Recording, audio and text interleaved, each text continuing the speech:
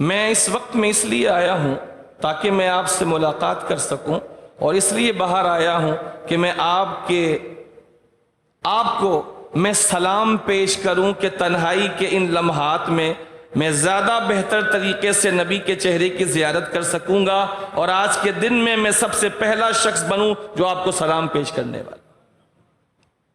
یہ چیز صدیق اکبر میں جو تھی، that was matchless. Nobody can match Abu Bakr Siddiq Akbar رضی اللہ تعالیٰ in this respect. Nobody. کوئی شخص اس حوالے سے صدیق اکبر رضی اللہ تعالیٰ کی برابری نہیں کر سکتا۔ تو وہ جو صحابہ تھے، بالعموم سارے صحابہ، اور ان کی تربیت سے تابعین، اور ان کی تربیت سے تبع تابعین، اور بات کی ادوار میں جن کے ذہنوں میں یہ بات انکلکیٹ کر دی گئی، نقش کر دی گئی کہ اللہ یہ فرماتا ہے، that's all. نہیں دیکھا ہم نے کہ ہونا کیا ہے، جہنم کہاں ہے، کس کیفیت میں، کیا ہوگا وہاں، ہماری کوئی ریسرچ نہیں ہے، but we believe in it. We have firm belief in it because the Holy Prophet has said to us. ہم نے نہیں دیکھا جہنم کیسا ہے، دوزخ کیسی ہے، جنت نہیں دیکھی کہ وہ کیسی ہے، حوریں کیسی ہیں۔ کچھ مثالیں اللہ کریم نے قرآن مجید میں ارشاد فرمائی، لم یطمثہن انس قبلہم ولا جان حور مقصورات فی الخیام۔ ہم نے دیکھی نہیں، صحیح کیفیات سے ہم آگاہ نہیں۔ نبی ارشاد فرماتے ہیں 70 جوڑے ایک حور پہنے گی، اور پھر بھی اس کی پنڈلی کا گودا اس کے شوہر کو نظر آتا ہوگا۔ اس کی پنڈلی کی جو ہڈی ہے، اس کا گودا، ان کا رنگ اتنا شفاف، ٹرانسپیرنٹ، کہ ان کی ہڈیوں کا گودا ان کے شوہروں کو دیکھنے کو ملے گا۔ 70 جوڑے پہنے ہوں گے۔ ہمیں سمجھ نہیں آ رہی، لیکن یا رسول اللہ صدقت، یا رسول اللہ آپ نے سچ فرمایا۔ آج ایسی ایجادات نہیں ہیں، لیکن دنیا شاید ایسی کوئی ایجاد کر لے جو ہمیں سمجھنے میں آسانی دے، لیکن یا رسول اللہ ہم ایجادات پر ایمان نہیں لائے، ہم تو نبی کے فرمودات پر ایمان لے کر آئے۔ آپ نے فرمایا سچ ہے، آپ نے فرمایا سچ ہے، آپ نے فرمایا آپ براق کے ذریعے سے اوپر گئے 14 صدیاں پیچھے۔ کوئی اس طرح کا طیارہ، کوئی اس طرح کا جیٹ طیارہ، کوئی اپولو 11، کوئی ایسی چیز ایجاد نہیں تھی، لیکن صحابہ کے سامنے رب کے نبی نے ارشاد فرمایا، میں گیا براق پر جو اتنی تیز تھی کہ جہاں اس کی نگاہ پڑتی تھی وہاں اس کا قدم پڑتا تھا، بجلی کی رفتار سے زیادہ تیز اس پر میں سوار ہوا، تیزی کے ساتھ نکلنے والی وہ سواری جس پر میں سوار تھا۔ میں گزرا تو موسیٰ کی قبر سے گزرا، اور میں نے دیکھا کہ حضرت موسیٰ اپنی قبر میں کھڑے ہو کے نماز پڑھ رہے ہیں۔ میں نے دیکھا کہ ایک قافلہ گزر رہا ہے، میں نے دیکھا کہ کچھ انبیاء خانہ کعبہ کا طواف کر رہے ہیں، میں نے دیکھا کہ فلاں قافلہ اس مقام پر پہنچا ہے۔ مجھے پیاس لگی تو میں نے اس قافلے میں رکھے ہوئے کوزے سے، اس کے برتن سے میں نے پانی پیا۔ یہ سب کچھ اتنی تیز رفتار سواری پر کوئی بیٹھ کیسے سکتا ہے؟ اور سواری اتنی تیز ہو تو کوئی کسی چیز کو اتنی اچھے طریقے سے مشاہدہ کیسے کر سکتا ہے؟ کوئی چیز آئی اور زٹ آپ کے سامنے سے گزر گئی، کیسے آپ اس چیز کا مشاہدہ کر سکیں؟ کوئی کھڑا ہے نماز پڑھ رہا ہے، کوئی قافلہ ہے، کسی کا پانی ہے اٹھایا اور آپ نے پی لیا، کوئی قافلہ ہے کہیں پر قیام فرما ہے اور آپ کا سفر جاری ہے، براق پر سفر جاری، اتنی تیزی کے ساتھ آپ 7 آسمانوں سے اوپر جا رہے ہیں اور مشاہدہ بھی کرتے جا رہے ہیں۔ اسپیڈ اتنی زیادہ، مشاہدہ بھی پورا، سمجھ میں تو نہیں آ رہی۔ ما برائے عقل ہے، خلاف عقل نہیں۔ معجزہ اور کرامت خلاف عقل نہیں ہوتی، برائے عقل ہوتی ہے۔ ما برائے عقل ہے، لیکن صدقت یا رسول اللہ، حضور آپ نے سچ فرمایا۔ آپ فرما رہے ہیں آپ نے حضرت موسیٰ کو نماز پڑھتے دیکھا، سچ فرمایا آپ نے۔ آپ نے ارشاد فرمایا کہ بیت المقدس میں تمام انبیاء موجود تھے اور آپ نے امامت فرمائی، سچ فرمایا آپ نے۔ آپ نے فرمایا قافلہ گزر رہا تھا اور آپ نے اس قافلے میں پیاس لگی تو آپ نے اس کا پیالہ اٹھا کے پانی پیا، سچ فرمایا آپ نے فرمایا کہ آپ عرش معلیٰ سے بھی اوپر گئے اور جہاں کا لفظ اور کہاں کا لفظ اور یہاں کا لفظ اور وہاں کا لفظ بھی صادق نہ آ سکے، جس جگہ پر جگہ کا لفظ بھی صادق نہ آ سکے، وہ لامکاں سے بھی آپ اوپر گئے اور رب کا آپ نے جلوہ اپنے سر کی آنکھوں سے دیکھا۔ رب نے آپ سے فرمایا، آپ نے سنا، آپ نے رب سے عرض کیا، رب نے آپ کی باتیں سنی۔ وہ فرمانے والا، آپ سننے والے، آپ عرض کرنے والے، خدا سننے والا، وہ آپ کو دیکھنے والا، آپ اس کو دیکھنے والے، راز و نیاز کی باتیں وہ آپ سے کرنے والا، آپ اس سے کرنے والے۔ حضور جو آپ فرما رہے ہیں نا، خدا کی قسم سچ فرما رہے ہیں، سچ فرما رہے۔ یہ ہے وہ درجہ جو مسلمان کو صحیح مسلمان بناتا ہے۔ قرآن نے کہا ہے، سچ ہے، قرآن میں آیا، ٹھیک ہے، پھر صحیح ہے۔ نبی نے فرما دیا، جی ٹھیک ہے، صحیح ہے، چلو جی ہماری ساری باتیں سائیڈ پہ رکھو، نبی کا فرمان آ گیا سامنے، اب تو کوئی بات نہیں ہو سکتی۔ شراب کے دور چل رہے ہیں، شراب کے دور چل رہے ہیں۔ اس وقت تک شراب کلیتاً حرام نہیں تھی، نماز کے علاوہ پینے کی اجازت تھی کہ نماز کے قریب حالت نشہ میں نہ آؤ، نماز کے علاوہ اجازت تھی۔ آہستہ آہستہ شراب کو ممنوع قرار دیا، اس لیے کہ شراب ان کی گھٹی میں پڑی ہوئی تھی، چند ایک کے علاوہ سب شراب پیتے تھے عرب کے معاشرے میں۔ ایک روز جب شراب کی مجلس لگی تھی، کسی کے ہاتھ میں جام، کسی کے منہ تک جام، کسی کے منہ میں جام، کسی کے مٹکے میں جام، کسی کے مشکیزے میں جام، شراب۔ اللہ کے نبی نے فرمایا جا کے مدینے کی گلیوں میں اعلان کر دو کہ اللہ کا حکم آ گیا کہ شراب ٹوٹلی حرام، مکمل، پینا حرام، پلانا حرام، اٹھانا حرام، رکھنا حرام، خریدنا حرام، بیچنا حرام، ہر طرح سے حرام۔ آپ یقین جانیں خدا کی قسم، ایسی انقیاد اور ایسی اتباع اور حکم کا ایسا انقیاد، ایسا فالو کرنا آپ کو کائنات میں کہیں نہیں ملے گا، کہیں نہیں ملے گا، ڈھونڈ کے دیکھ لے۔ ایک تو تھا کہ حضور خود جن کو فرما رہے ہیں وہ لوگ کیا کر رہے ہیں، ایک الگ بات۔ حضور نے کسی کو بھیجا جا کے اعلان کر دو، صحابی آئے، بکھر گئے، مختلف گلیوں میں اعلان ہو رہا ہے، سنو، اللہ کے نبی نے فرمایا کہ اللہ کا حکم آ گیا، شراب بالکل حرام۔ خدا کی قسم، راوی کہتے ہیں ہم لوگ مجلس میں بیٹھے تھے، کسی کے ہاتھ میں جام تھا، کسی کے منہ تک جام تھا، کسی کے منہ میں۔ جیسے ہی یہ فرمان آیا، جو مٹکے تھے توڑ دیے گئے، مشکیزیں پھاڑ دیے گئے، شراب ندیوں کی طرح شراب بہا دی گئی، گلیوں میں شراب بہا دی گئی۔ جس کے ہاتھ میں جام تھا جام پھینک دیا، جس کے منہ تک جام تھا اس نے منہ سے ہٹا دیا، جس کے منہ میں شراب کی گھونٹ آ گئی تھی اس نے کلی کر دی، اور جس کی گھونٹ نیچے اتر گئی تھی اس نے انگلی ڈال کر شراب باہر نکال دی کہ میرے خدا کا فرمان آ گیا۔ یہ چیز یہ جس کے اندر ہے وہ دنیا میں بھی کامیاب ہے اور آخرت میں بھی کامیاب۔ صحابہ اسی لیے کامیاب تھے، وہ بھی انسان ہی تھے، کبھی کسی نے نہیں کہا کہ وہ فرشتے تھے، نہ وہ تھے فرشتے، نہ کسی نے کہا کہ وہ فرشتے تھے۔ فرشتے ہوتے تو شاید عظمت اتنی زیادہ نہیں ہوتی جتنی عظمت ان کے انسان ہونے میں۔ فرشتے نہیں تھے وہ، لیکن انقیاد، حکم کا اتباع ایسا تھا۔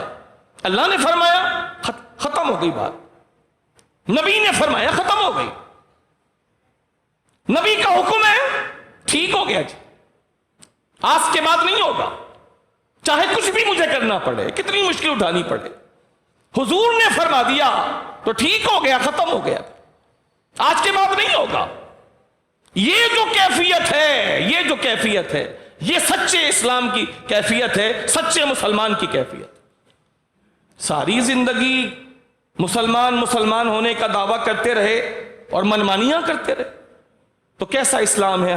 ہم نے کیسا اسلام اختیار کیا ہوا ہے؟ سچا اسلام تو اس کی دعوت نہیں دیتا. ہم نے تو اپنے اسلام کو ابھی تک کھڑا نہیں کیا. اللہ فرماتا یا ایھا الذین آمنوا ادخلوا فی السلم کافہ، اے ایمان کے دعوت داروں اسلام میں پورے داخل ہو جاؤ، پورے اسلام میں داخل ہو جاؤ.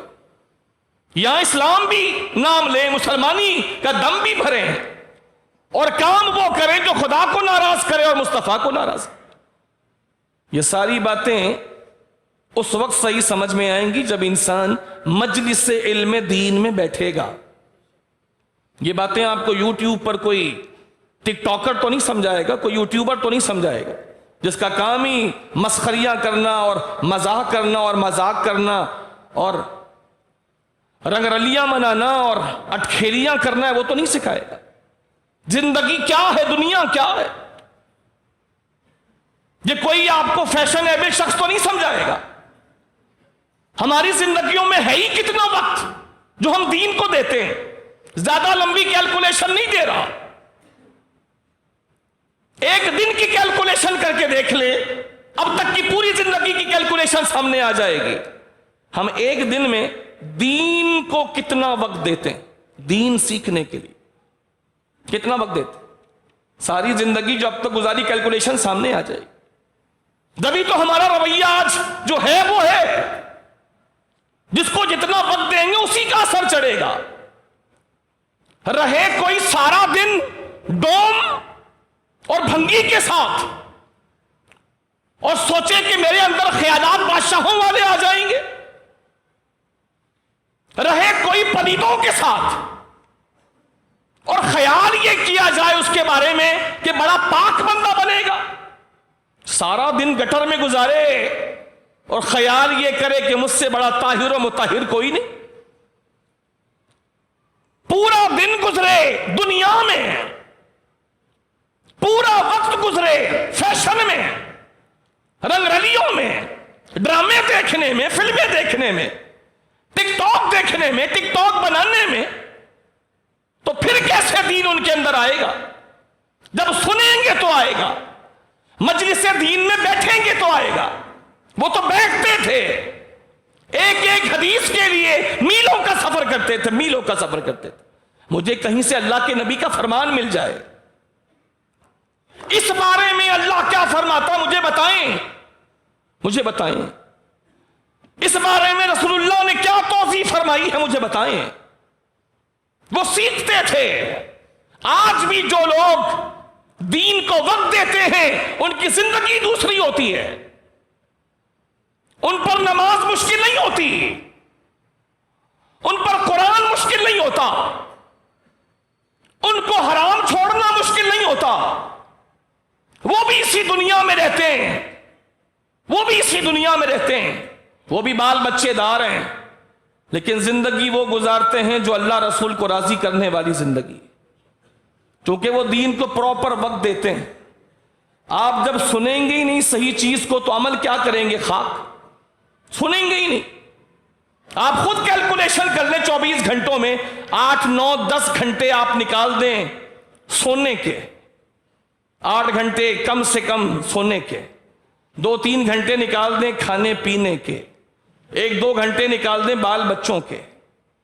اس کے بعد جو کام پہ ہم چڑھے اس میں جو 8 گھنٹے 10 گھنٹے جو بھی بنتے ہیں 24 گھنٹوں میں، اس میں ہم کتنے مسلمان ہیں، کتنے مسلمان ہیں، کتنے پرسنٹ مسلمان ہیں. ہم آفس میں ہم کتنے مسلمان ہیں، دکان پہ ہم کتنے مسلمان ہیں، اپنے بچوں کے ساتھ ہم کتنے مسلمان ہیں، کاروبار میں ہم کتنے مسلمان ہیں، مسجد میں ہم کتنے مسلمان ہیں، نماز جب پڑھ رہے ہیں تو ہم کتنے فیصد مسلمان ہیں، کون سے مسلمان ہیں. زندگی نہیں بدل رہی، تبدیلی نہیں آ رہی، بدل نہیں پا رہے. اللہ جل شانہ سے محبت ہی نہیں ہو پا رہی. کبھی تنہائی میں خدا کو یاد ہی نہیں کر پا رہے. دعا بھی مانگ رہے ہیں تو اس سے بے وفائی کرتے ہوئے مانگ رہے ہیں. اس سے اچھا تو کوئی خیرات مانگنے والا خیرات مانگتا ہے، فقیر مانگتے ہیں کہ جب کسی سے مانگتے ہیں تو پوری توجہ سے سوال کرتے ہیں ان کے پاس جملے بھی اچھے ہوتے ہیں، اللہ سخی کا بھلا کرے، اللہ سخی کے بچوں کا بھلا کرے، اللہ عزت دے، اللہ خیری کرے، اللہ زندگی دے، اللہ زندگی کرے، اللہ مصیبت سے بچائے۔ وہ سامنے والے کو اتنی دعائیں توجہ سے دے رہے ہوتے ہیں کہ نہ دینے والا بھی دینے پر مجبور ہو جاتا ہے۔ ہم تو آج تک اللہ سے دعا بھی صحیح طرح نہیں مانگتے، ہم اتنے بے حیا ہیں۔ کدھر ہے مسلمان؟ اور کیوں ایسا ہو رہا ہے؟ کیوں محنت نہیں کی نا اس کے اوپر؟ کبھی محنت نہیں کی، جس چیز پر محنت نہیں کی تو صلہ کہاں سے ملے گا؟ کوئی میٹرک کے امتحان میں فیل ہو گیا، کیوں؟ سوال ہوا کیوں؟ محنت کی تھی، پڑھائی کی تھی، جو تیاری کرنے کا حق تھا پورا کیا تھا۔ اگر یہ سارا کچھ کرنے کے بعد آپ فیل ہو گئے تو کلیم بنتا ہے، کلیم کریں گے بورڈ پر۔ پیپر صحیح حل کیا تھا تو کلیم کریں گے بورڈ پر، لیکن جواب آیا کہ نہیں میں تو پڑھ نہیں پایا، توجہ نہیں رہی، میں تو یاروں میں گھومتا رہا، بازاروں میں گھومتا رہا۔ تو نتیجہ تو پھر یہی ہونا تھا۔ پھر کلیم کدھر؟ پھر تو کلیم تیرے پہ بنے گا کہ تو نے تو اپنا ستیہ ناش کر لیا۔ آج یہی حال اکثر لوگوں کا ہے، کلیم کدھر بنے گا؟ اپنے اوپر ہی بنے گا، اور کدھر بنے گا؟ اپنے اوپر ہی بنے گا۔ سنتے کہاں ہیں دین کو؟ پڑھتے کہاں ہیں؟ بازار میں گئے تو گانے، گھر میں آئے تو گانے، موبائل کو کان سے لگایا تو ٹک ٹاک اور گانے، فلمیں، ڈرامے۔ دین سنتا کون ہے؟ دین سنتا کون ہے؟ اور سننے جیسا سنتا کون ہے؟ اور ماننے جیسا سنتا کون ہے؟